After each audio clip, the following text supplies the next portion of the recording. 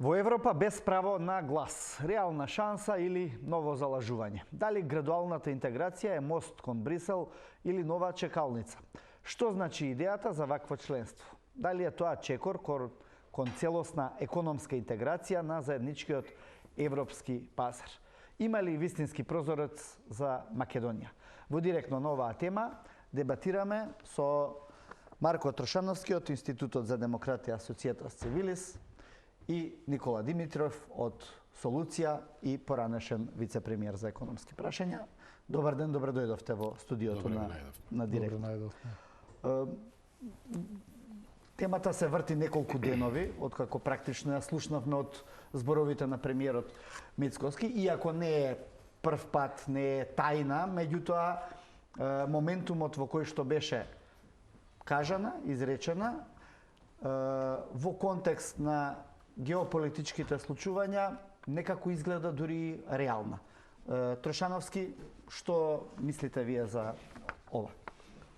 Првенствено мислам, гледајќи колку публицитет ја доби темата изминативе денови, дека како јавност, политичка, експертска и особено општата јавност, треба да бидеме многу внимателни како ќе изгледа и дали воопшто ќе има некако крајна идеја, дефинирана идеја од страна на Европската Унија, Европската комисија во случајот.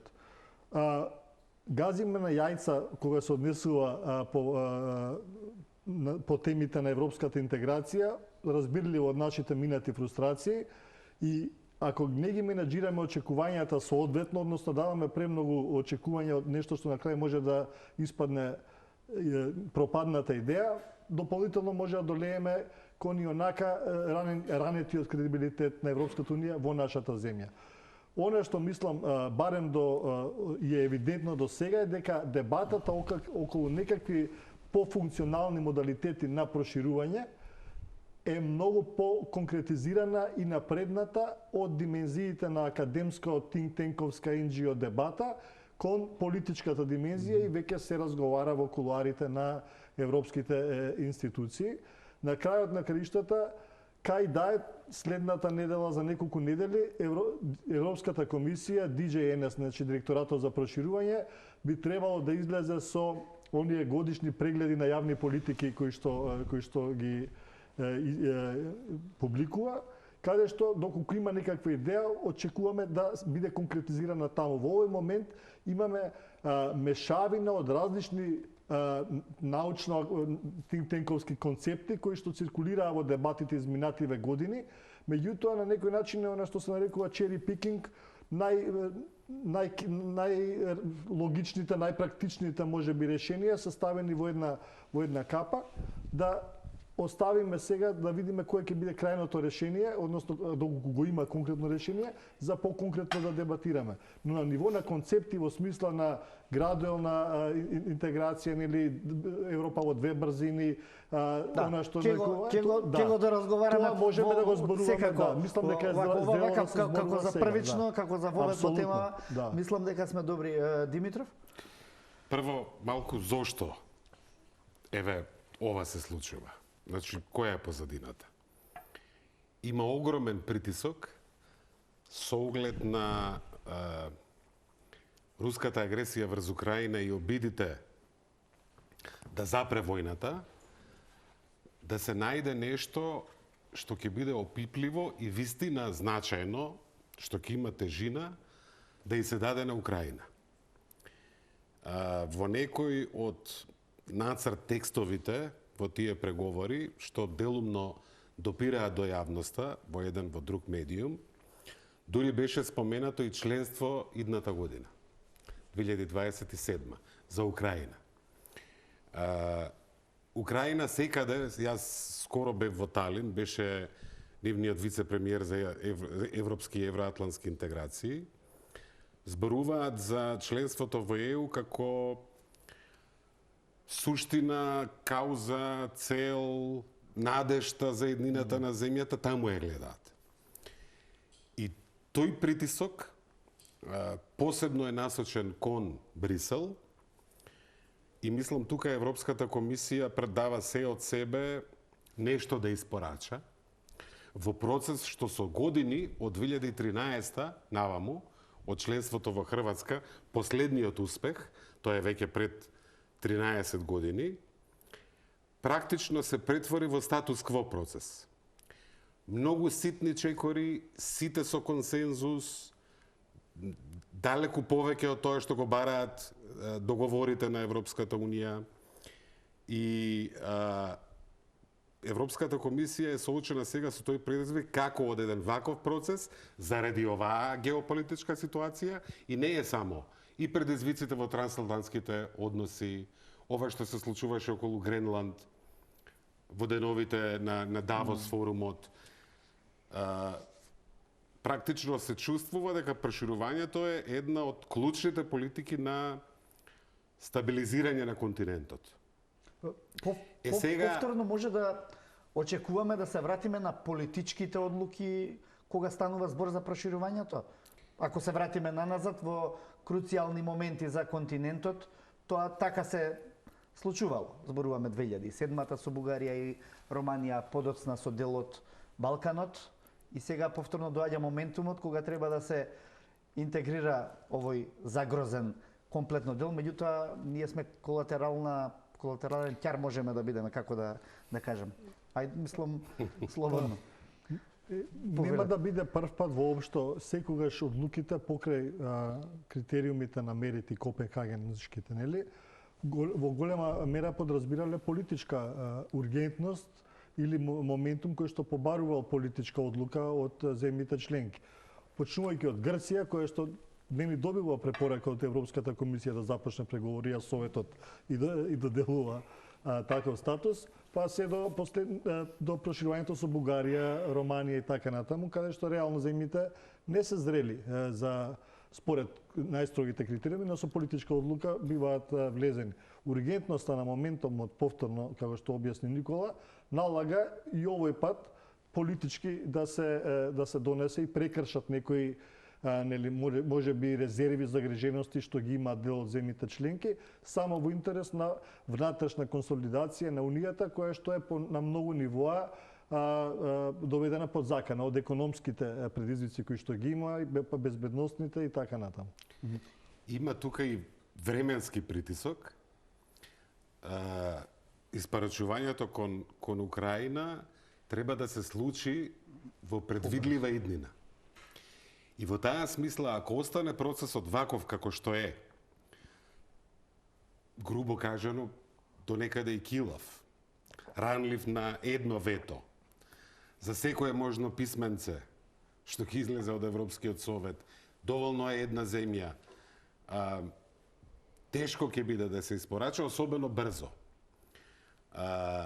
Исто така, дури да е совршен процесот, и Унгарија да не ја блокира Украина, тешко ќе биде Украина да биде подготвена вистина согласно Копенхашките критериуми идната година, 28-ма, 29-та.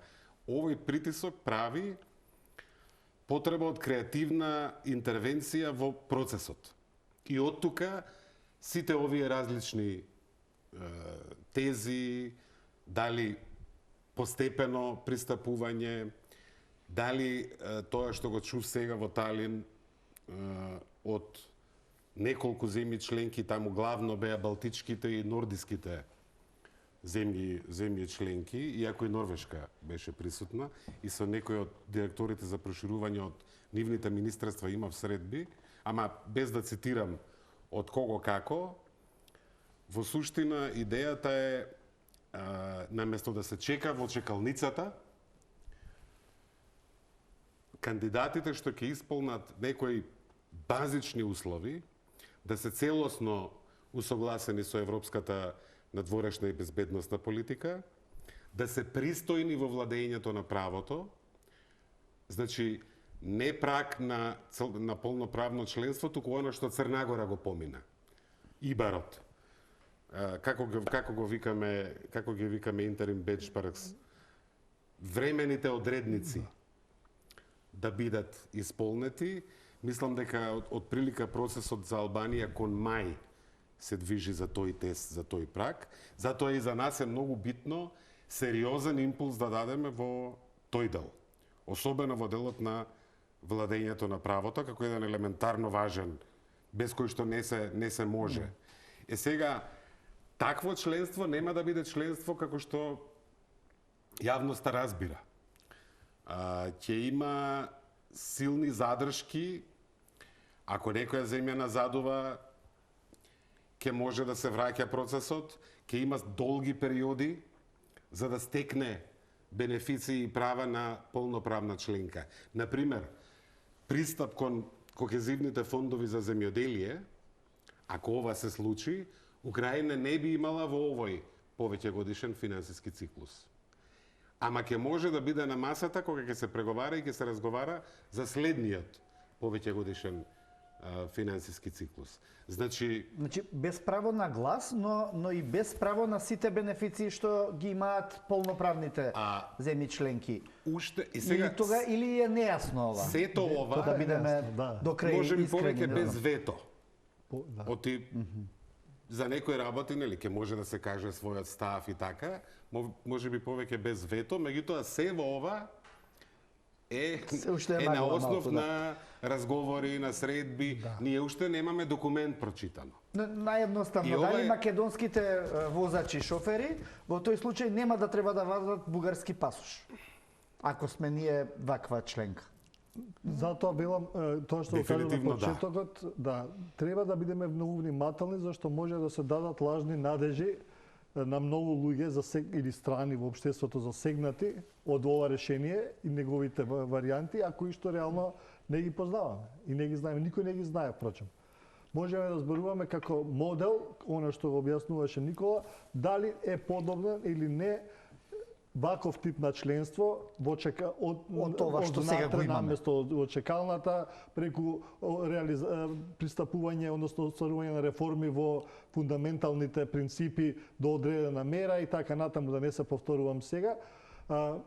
И дали сето ова е подобро од ова што го имаме во моментов, како опција која што е обременета со можноста за едно вето, покажана како дисфункционална од 2013, немаме никакво проширување ефективно случајно на Унијата и така натаму, и тоа е добро. Значи сега има модалитети дали да се влезе само во единствениот пазар на Европската Унија, кое што е, да речеме, Елдорадо на некој начин посакуваниот економски амбиент за сите економии на Западниот Балкан. И дали тоа може да се оствари преку така на овие алтернативни модалитети на проширување. Меѓутоа, во ниеден случај ние не треба да се залажуваме дека какво и да е решение ќе може да пројде без согласност од сите земји. Тоа ми беше прашање. Значи, повторно ќе треба за ова да гласаат 27-те земји. Апсолутно.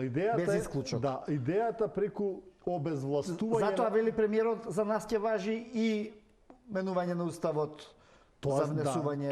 Тоа секако ќе биде чекор. Да, меѓутоа ќе ги пресретнеме некои идни блокирања, ако е ова вака, ако се случи. Може би, зависи како ќе ги изведеме и уставните измени, ако ги изведуваме, бидејќи начинот на кој што истите ќе бидат биле потенцијално спроведени, мора да вклучува осмислени внатрешни гаранции за ние да се заштитиме самите себе си од идни потенцијални злоупотреби на прашањето. Така што во овие граници некаде треба да се движи дебатата. Само да треба да бидеме свесни дека какво и да е решение не поминува без сите да кажат да, повторно. Но разликата овде е што обезмоќувањето на државите да стават вето, значи не право на глас. Вие може да гласате на, меѓутоа ако е пресудно вашиот глас, да не може да го искористите како блокада, да речеме.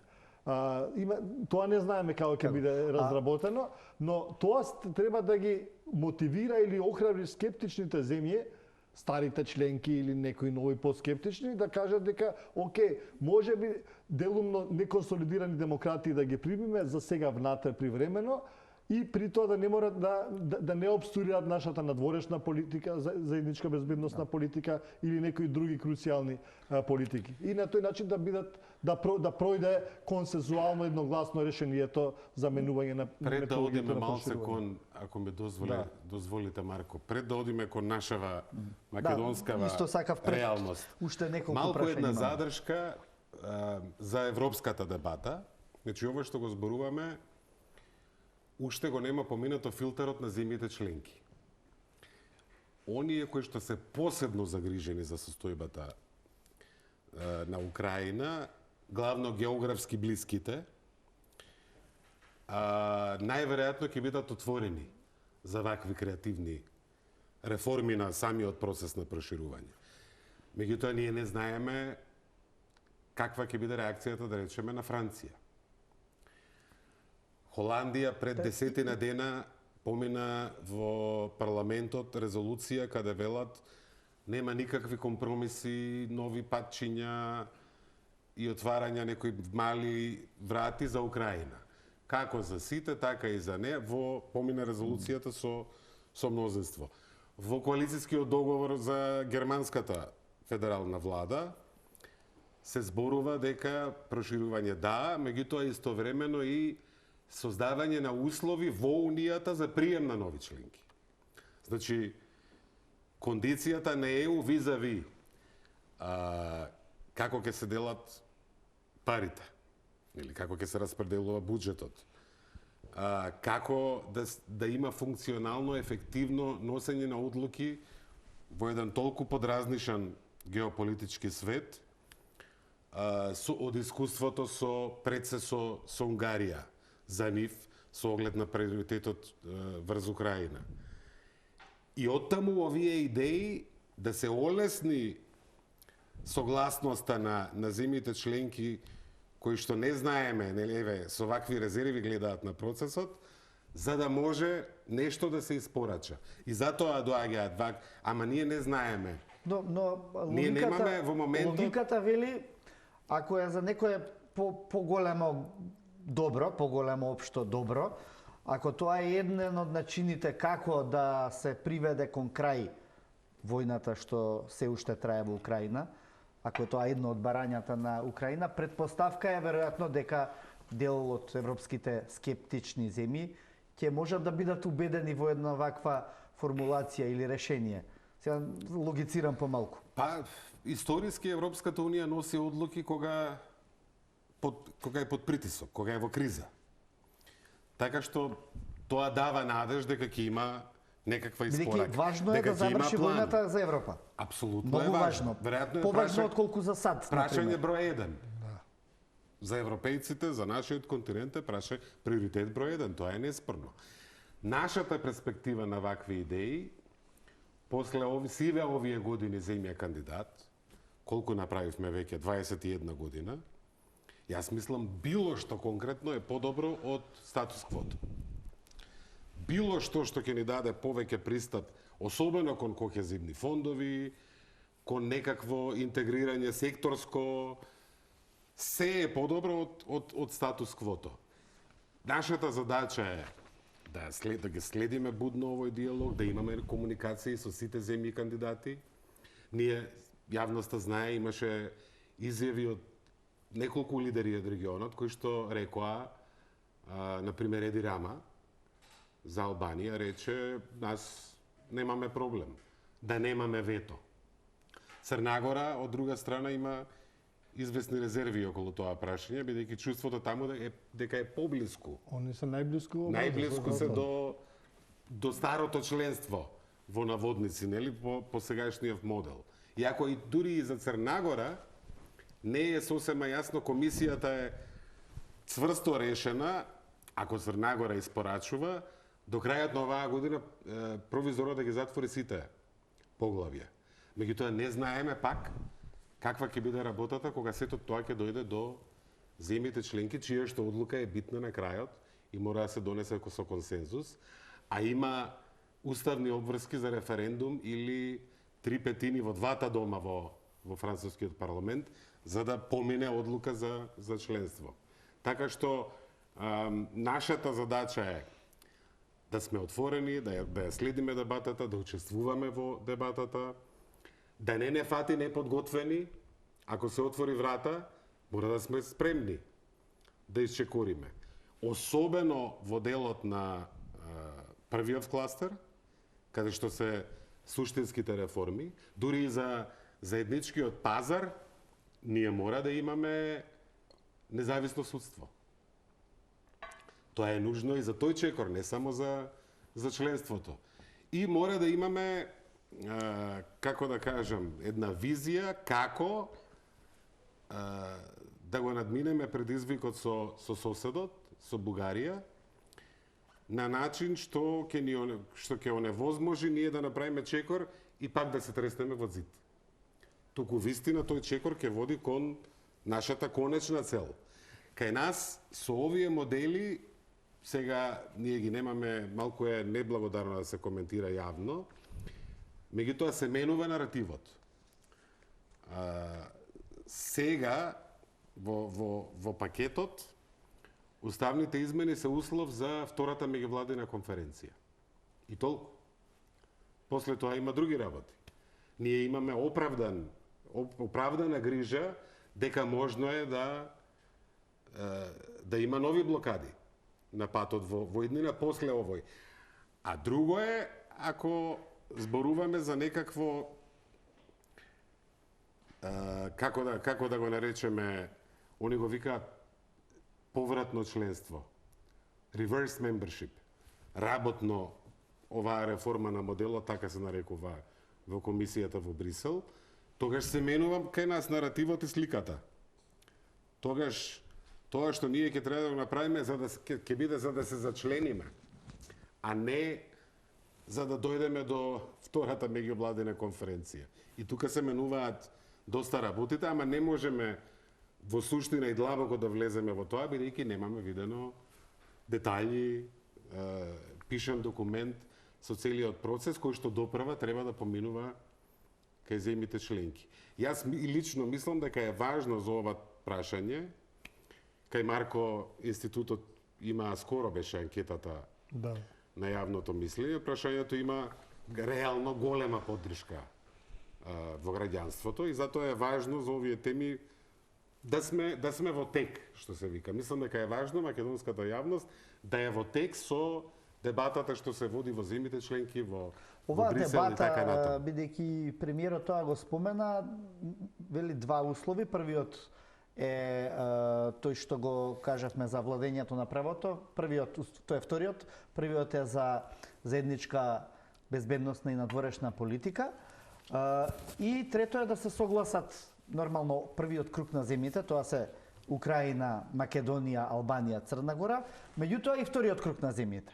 Тоа се Србија, Босна и Херцеговина, Молдавија, Косово. Тоа значи ова опаќа еден пакет од сите овие земји или пакет плюс пакет. Како го сваќате? Трошановски. Не можам да го докристализирам тоа што го слушам. Не можам ни ја, можам да предпоставувам нормално. Инаку поддршката за овие алтернативи не е само кај Рама, како што најголемиот дел од јавноста знае. Вучич неодамна во неколку одговорени прашања за ВАЦ германски, мислам дека не знам кој е вестигот, но сигурно рече дека идејата е добра.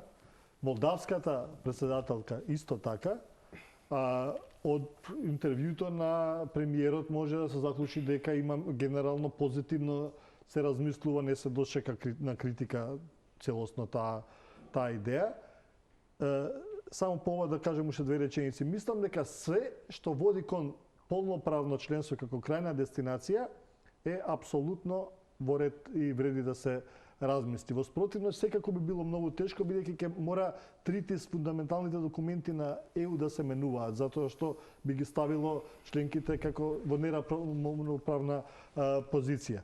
Така што тоа е моето мислење по ова прашање. Во делот на тоа дали еден или два пакета. Видете, Европската унија моментално е разборичкана од дестабилизирана од поларизирани политички идеологии.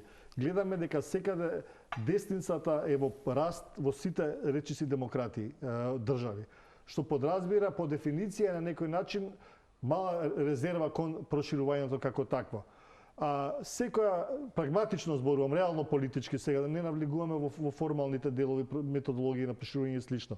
Реално секоја влада во европска земја, знаејќи колку таа капитализирала со ширење скепса кон процесот на проширување, голем дел од десничарски влади, не сите, ќе биде многу внимателна да ги постави индивидуално секоја земја на референдум или нели во нивното собрание, зависи која земја каква процедура има, договорите за ратификација кога земјите би ги завршиле преговорите. Нели ги закружувате преговорите и сите 27 земји треба да го ратификуваат договорот за пристапување кон Унијата.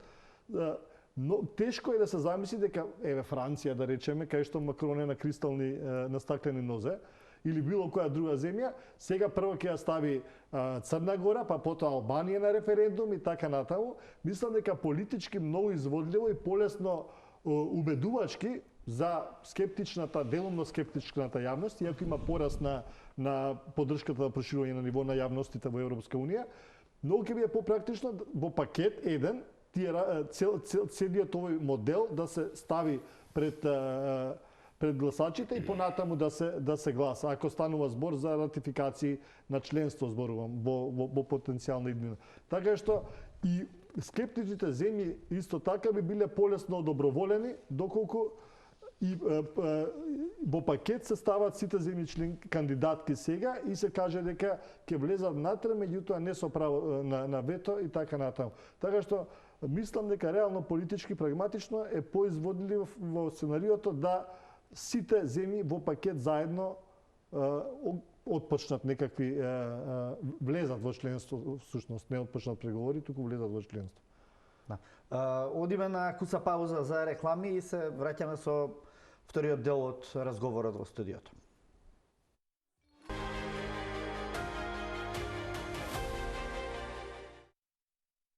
Повторно во студиото на Директно.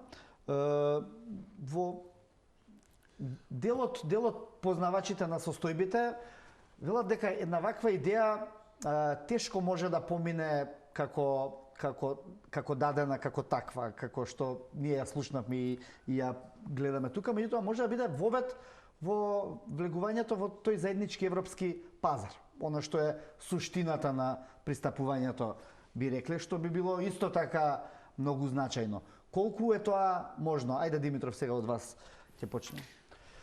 Пред ова да го начнеме, малку на вашето прашање околу групата земји. Често во последно време на форуми и конференции на оваа тема проширување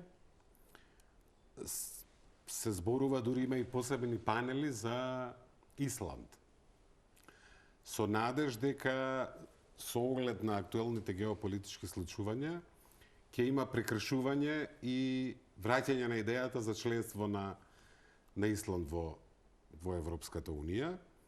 Има надеж па дека тоа би било тригер за дебатата во Норвешка.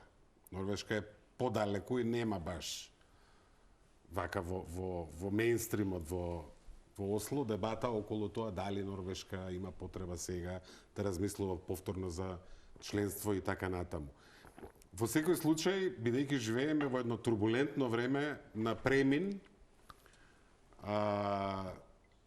убаво е да ги држиме очите отворени, убаво е да видиме, да помогнеме да се изгради шанса, не само да чекаме, да бидеме проактивни, дома да се врши работата, да се види прогрес со реформската агенда и сега да се вратиме на вашето прашање. Противниците, односно тие кои што дури за проширување со силни гаранции и долги транзицијски периоди за новите земји членки, што би се утврдило во нивните пристапни преговори, противниците на проширувањето лесно тоа во нивните јавности ќе го прикажат како види од утре сакаат 3, 4, 5 нови земји членки. Па дури големата Украина. Но 50 на милиони луѓе и тешко наеднаш. ќе биде да продрат деталите дека ова има цврсти гаранции, дека нема баш пристап до кохезивни фондови за земјоделие, значи и во таа смисла некој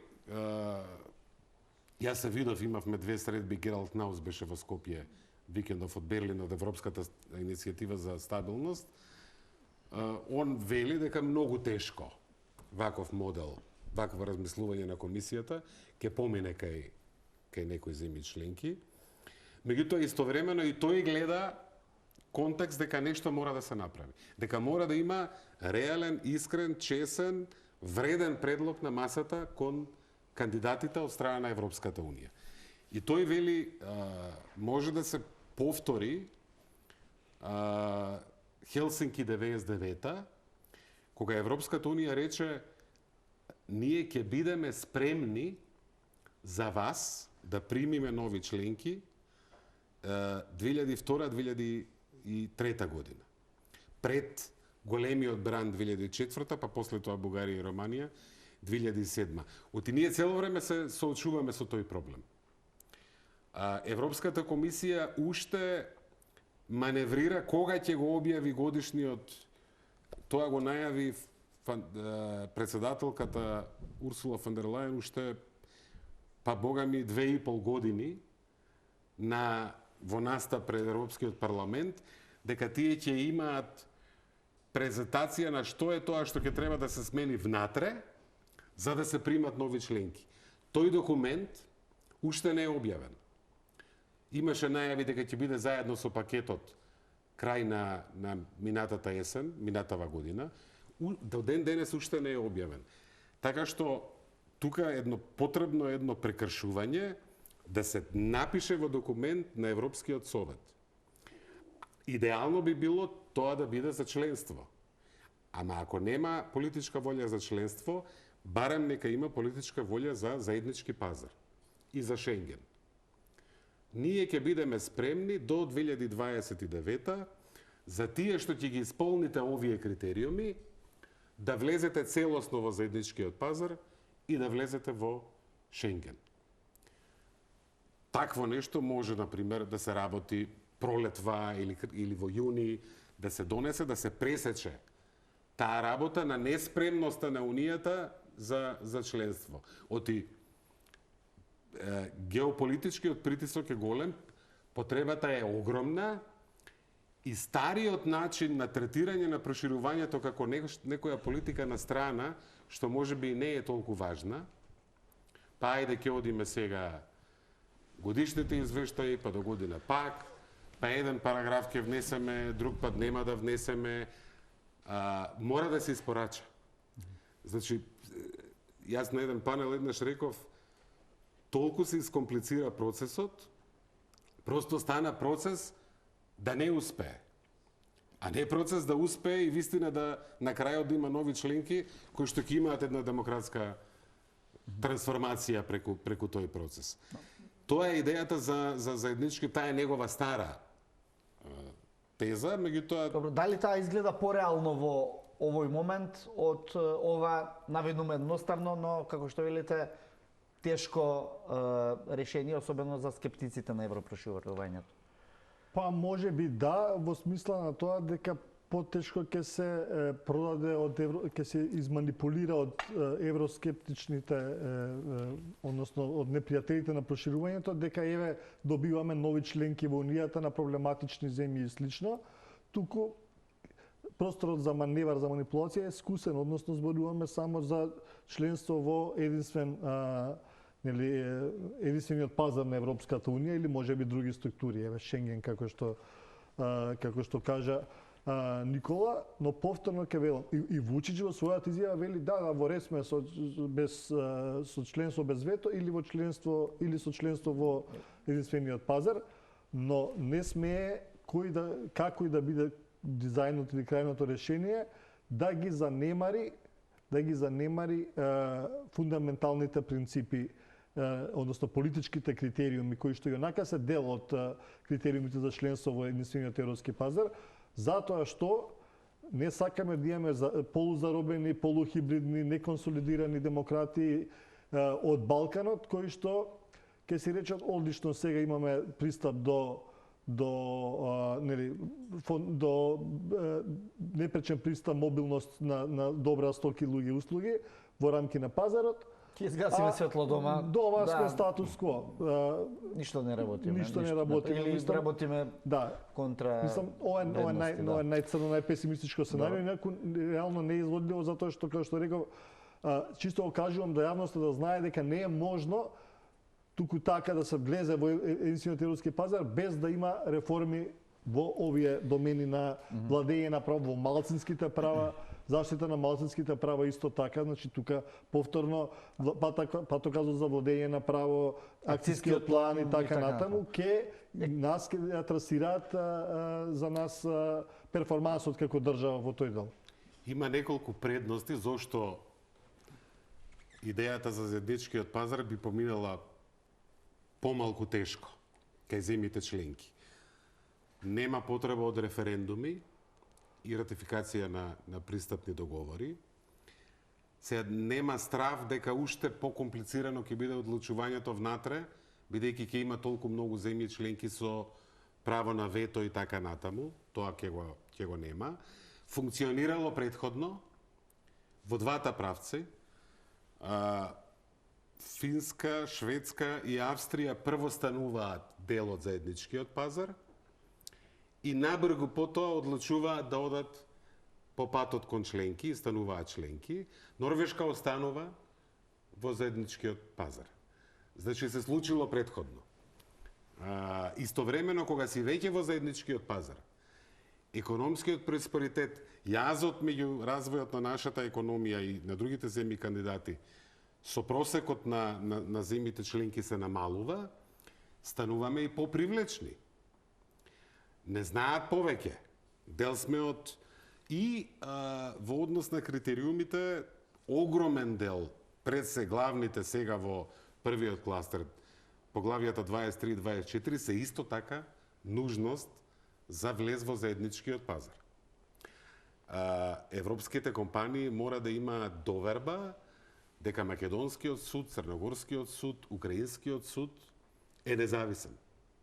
И може независно да пресече и пресудите на Европскиот суд се директно применливи на правдата, се директно применливи во сите овие земји. Тој е системот на четирите слободи. Разликата меѓу ова што го зборуваме членството без право на глас или без право на вето и влегувањето во заедничкиот европски пазар и Шенгенот е повеќе терминолошка или има огромна суштинска разлика во придобивките?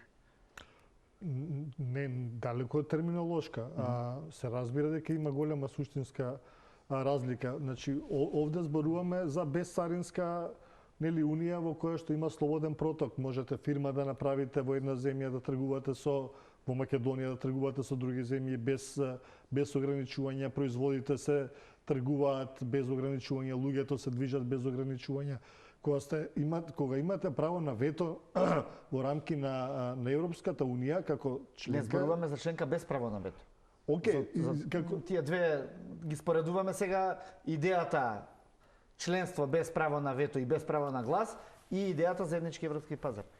Добро, тогаш да, во тој случај би ги немале сите придобивки од слободниот пазар секако. Клучен елемент и кохезивните фондови тука се исто така. Кохезивните фондови се клучен елемент. Ако пакетот со заедничкиот пазар предвидува пристап до кохезивните фондови, да речеме Норвешка плаќа за да биде дел од заедничкиот пазар.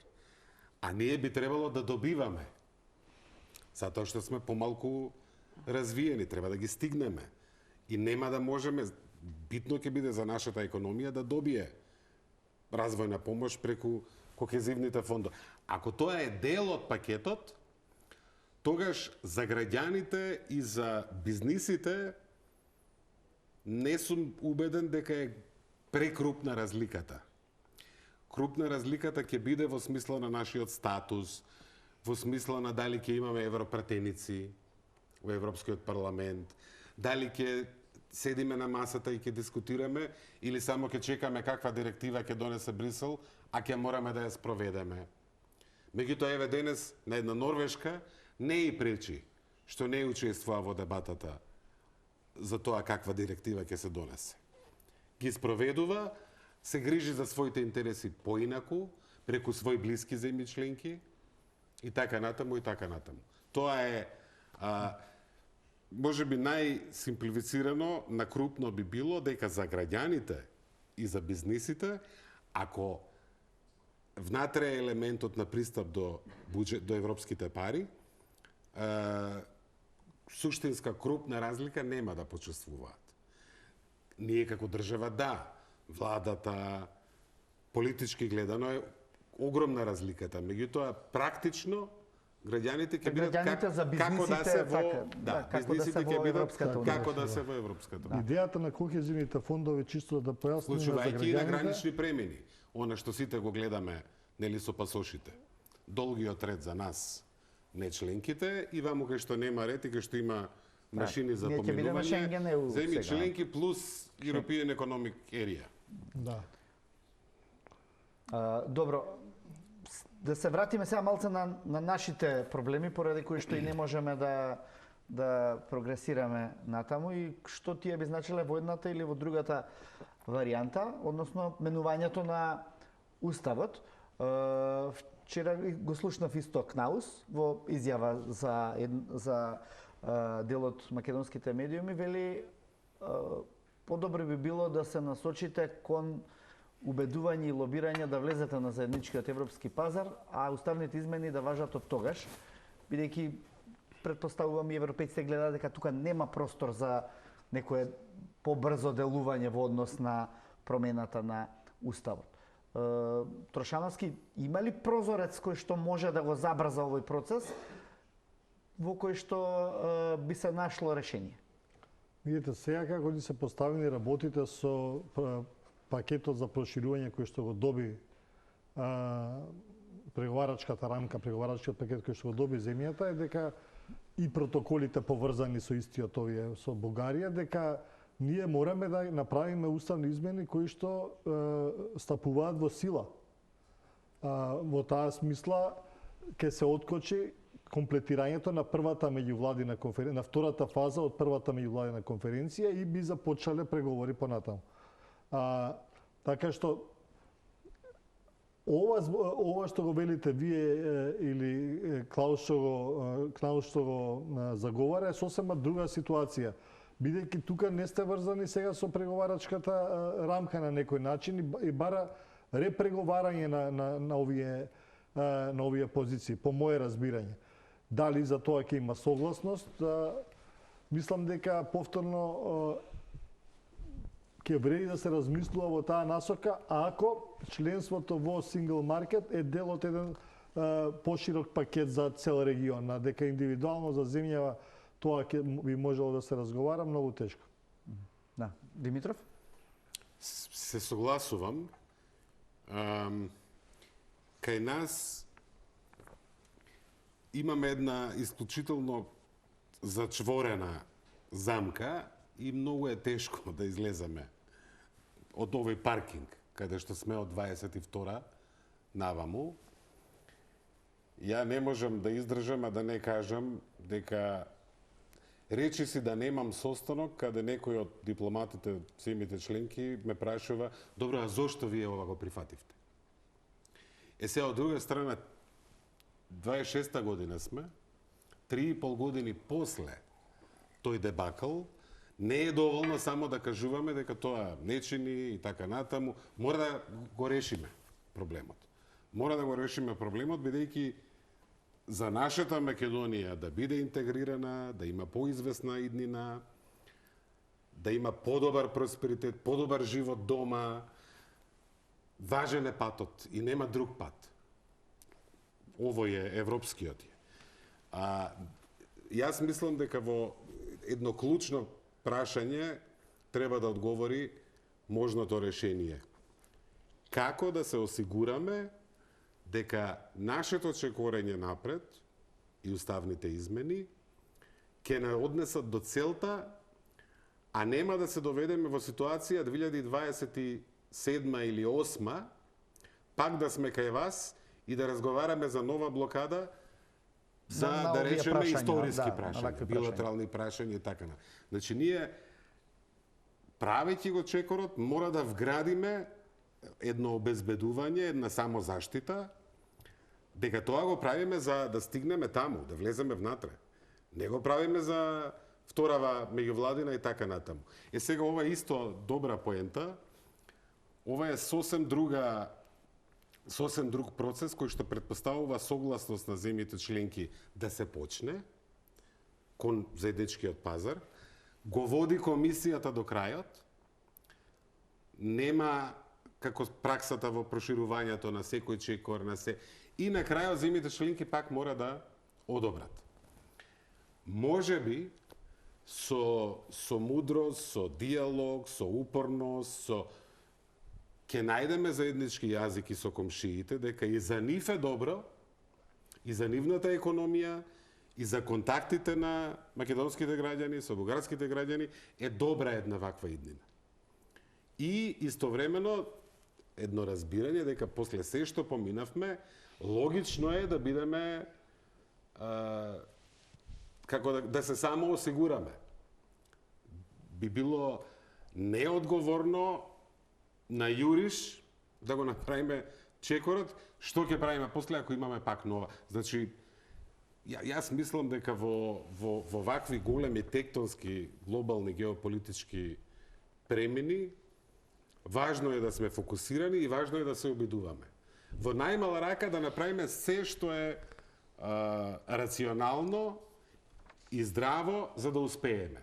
Па макар и не успеале. Ама ние сме тие. Пошто ние ја чувствуваме, ние го чувствуваме товарот. И може би од перспектива на денес една изјава може да изгледа како јунаштво на некој начин. Ама ние мора да мислиме и за перспективата од 5 години од денес. Што сме правеле ние во периодов кога се отвараше вратата, земјеве си го бараат чарето, Црнагора може би со најголеми шанси вистина да стане земја членка. Затоа мислам дека во овој период мора да сме проактивни и да направиме се што можеме, учејќи од лекциите што ги имаме од сопственото искуство во овој процес, што е многу горко. Не е спорно дека сме, ама не ни помага да се жалиме, мислам дека не помага тоа. Сите знаеме дека многу нефер бевме третирани во овој процес, ама тоа не значи дека сега треба да се налутиме и да кажеме веќе не играме со вас. Добра, а што има ли можност да тој диалог со Софија некако да се обнови, бидејќи од таму пораките се постојано истите, дека преговарачката рамка е прифатена и од наша страна и од 27 земји членки. Од друга страна го имаме Румен Радев како една сериозна политичка сила што се наметнува после следните избори да дојде на власт во Софија, кој што е во исто време и креаторот на делот, на поголем дел од оваа политика што се води кон Македонија, што некако, барем според вака едно независно наблюдување, ги затвара можностите и просторот за покреативна дипломатија во овој сегмент, во директни комуникации. Да. Прво, не треба да престанеме да се обидуваме, да отвараме иницијативи и да размислуваме и нудиме решенија. Тоа е без оглед на колку невозможувачки, песимистички и обезхрабрувачки контекст. Прва работа. Заради сите причини што Никола ги наведе. Втора работа, дали Радев ќе се наметне како одлучувачки актер во следната констелација владина во Бугарија е се уште неизвестно, без оглед на тоа дека има најголема поддршка во моментот, нема доволно мнозинство да направи влада, дури и да има, ќе треба да направи многу компромиси, исто така. И во таа смисла тврдокорните, ригидни политики кои што ги заговорал некогаш, може би ќе треба да ќе бидат напукнати во некои делови тие ставови на политика. Или ќе бидат и поригидни. Зависи со кого ќе треба да прави влада. Како ќе се договори со коалиции партнери ако прави влада. но сепак нели просторот за разговор мораме да го држиме отворен. Но тоа е вториот момент. Значи не треба толку да го отпишуваме сега Радев, ако да евентуално направи некаква политичка влада.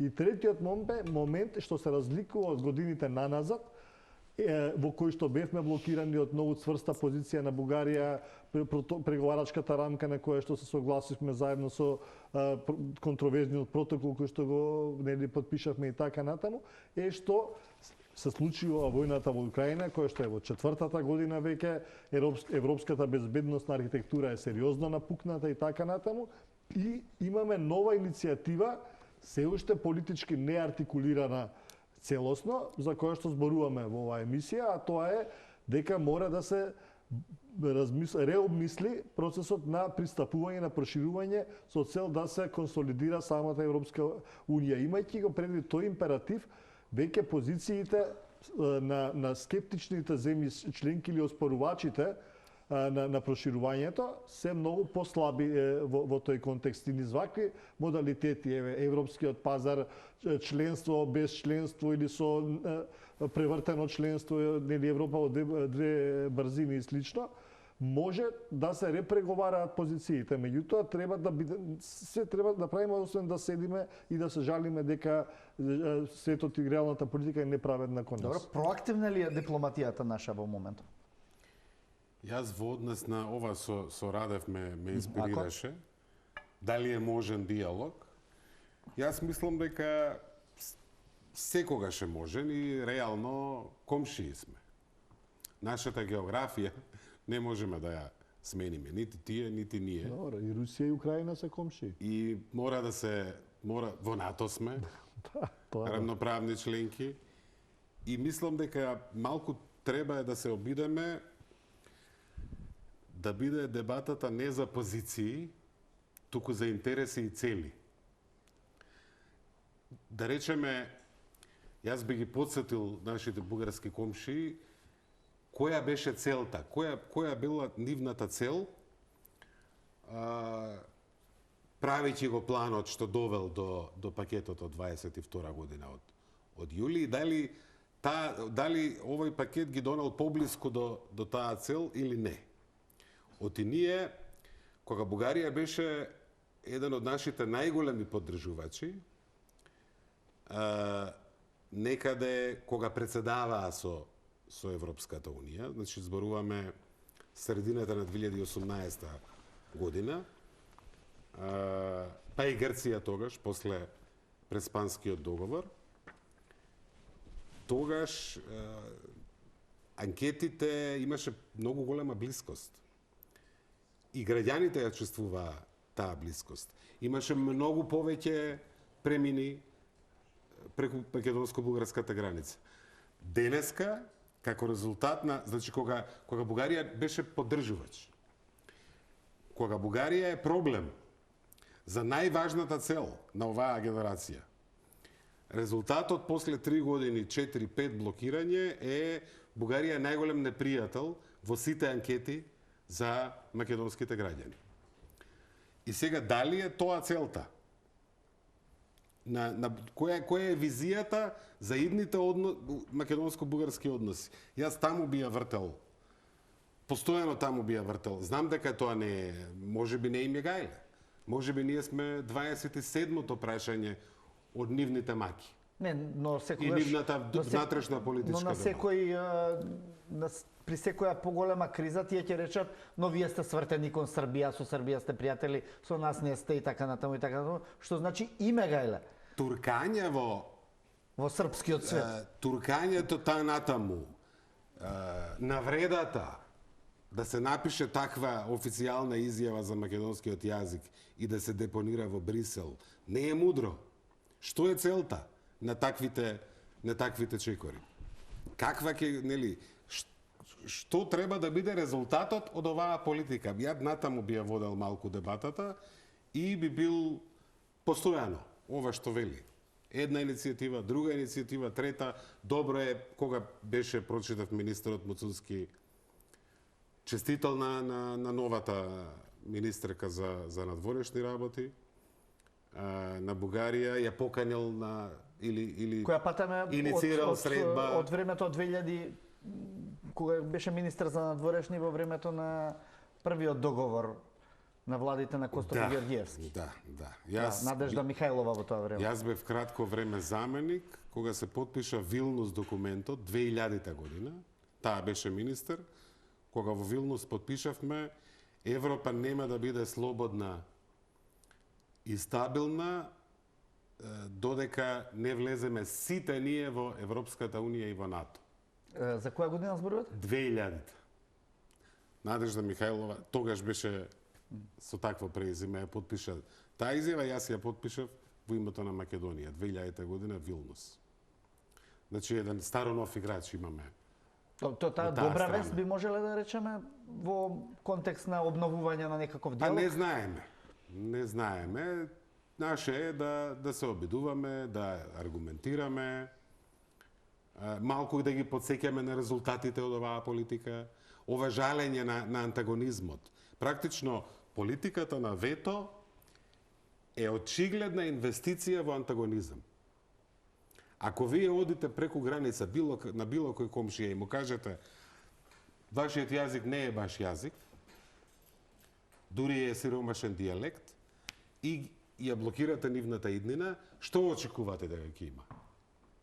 Сигурно нема да биде тоа, таа политика не е инвестиција во пријателство, таа е инвестиција во антагонизам.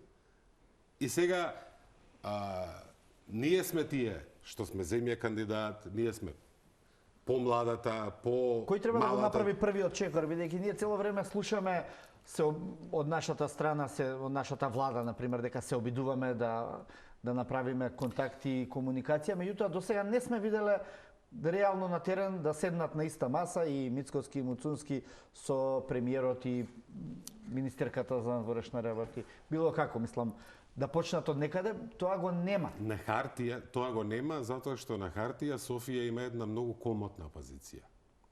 Пред се заради пакетот од 22 и прифаќањето на тој пакет од тогашната македонска влада. Таа има позиција на го добила на хартија тоа што го барала. Ама не го добила во реалноста. Ништо не е сменато во последниве 3,5 години од тој пакет. Атмосферата е влошена. И сега тука политички, било кој бугарски политички фактор да седне на маса, перцепцијата ќе биде дека ќе губи во својата јавност. Зошто би седнал кога нели, ама меѓу две земји не можете да решите прашање ако едната е многу срекна, а другата е многу несрекна. Мора да се двете приближно несрекни и приближно Ви благодарам. Ако кратко, ако имате поента некоја за 20 на секунди. Да, сакам да кажам дека ние треба да постојано да се обидуваме без оглед дали нашите обидни иницијативи ќе најдат на зид или на разбирање од другата страна. Сепак, како во случајот со Преспанскиот договор, треба да се создаде и поволен амбиент, вистинско лидерство кое ќе сака да ги реши проблемите, што ќе ги согледа недостатоците кои што ги зборуваше Димитров во смисла на тоа дека интересите не ги остварувате, кои што се врвен фокус на секоја политика, и да искористиме нели во еден такова констелација амбиент да ги подобриме нашите позиции. Иначе ви благодарам. Да, нема ви благодарам што бевте денеска гости на Директно. Ќе останеме да ги следиме, се разбира, сите овие случувања и се гледаме во некоја наредна прилика. Почитувани гледачи, тука е крајот на денешната емисија. Останете со Телма, следуваат вестите.